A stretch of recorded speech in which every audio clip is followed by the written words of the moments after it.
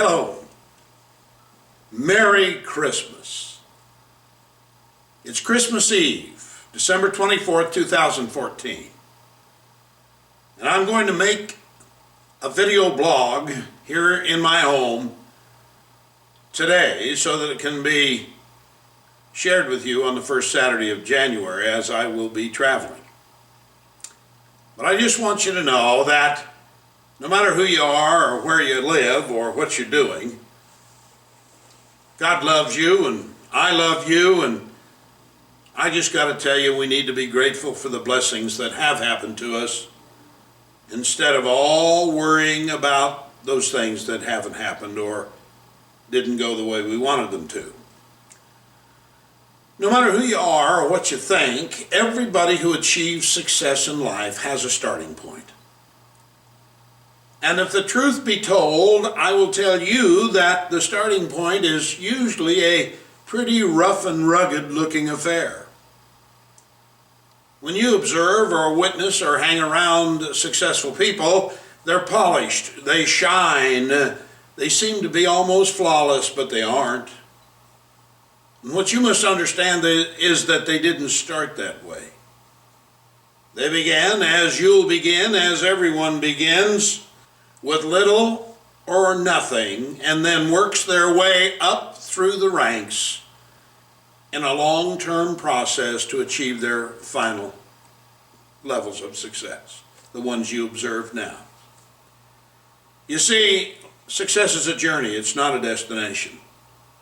And that's why you got to be in for the long haul if you ever intend to make it. I bought myself a Christmas present. It's a book I came across, and it's called The Wisdom of Andrew Carnegie, as told to Napoleon Hill. Two of my favorite authors. It's put out by the Napoleon Hill Foundation. I can tell you that when I first read words written by Napoleon Hill and Andrew Carnegie 38 years ago, they changed my life.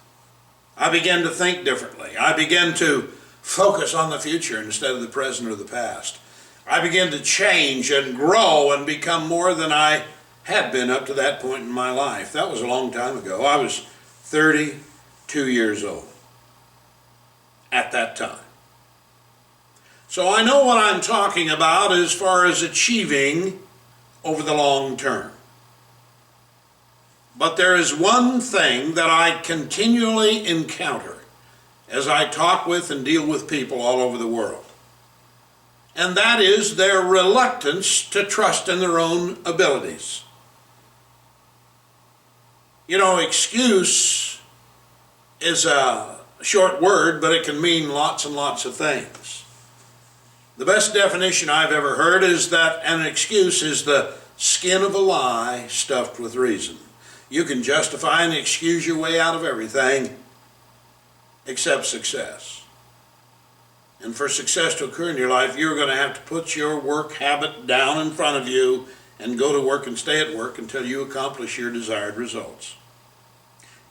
I just looked at this right before we started this recording, and I'd like to share with you just one short little discussion, one subject discussion. Napoleon Hill is talking to Andrew Carnegie, and he said, "Before you achieved the object of your definite major purpose, you had to have the use of money, a large amount of it, as operating capital. How did you manage to procure such a huge amount of money, starting as you did, without money of your own?" I want to tell you, I hear that all the time. I don't have any money to start a business. I don't have any money to get this and to get that. I don't have any money. No, but you got a brain, and God gave you the ability to use it. If you have failed to exercise that talent, change. You'll be glad you did. Hill went on to say, "I wish you would answer this question in detail, Mr. Carnegie, because nearly every person arrives at the point, sooner or later, at which he might rise to great heights of achievement if only he had the capital with which to make the right start. Well, pay attention now. Here was Carnegie's response to that question. The first step from poverty to riches is the most difficult. It may simplify my statement if I tell you that all riches and all material things that anyone acquires through self-effort begin in the form of a clear, concise mental picture of the thing one seeks. Carnegie went on to say, when that picture grows or has been forced to the proportions of an obsession, it is taken over by the subconscious mind through some hidden law of nature which the wisest men do not understand. It's God's laws. From that point on, one is drawn, attracted, or guided in the direction of the physical equivalent of the mental picture. Do you have such an obsession? Do you know who you are and where you're going and what you're going to do?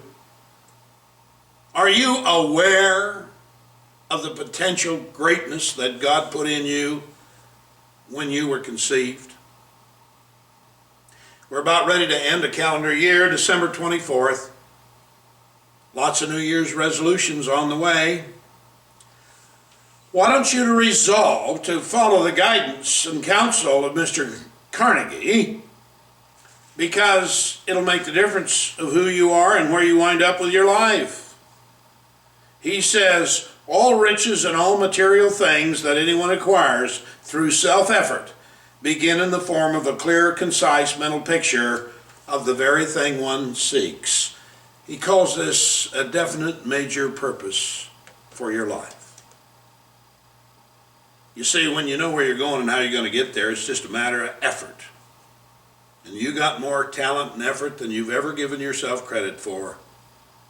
I urge you, start this new year out, 2015, charging towards the accomplishment of your definite major purpose. And then stay at it, no matter what, without any derailments or distractions. Do that, and you'll get where you want to go. Merry Christmas, everybody. Happy New Year.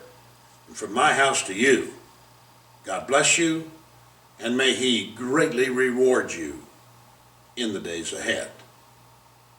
Peace and love to all of you. Papa Bear.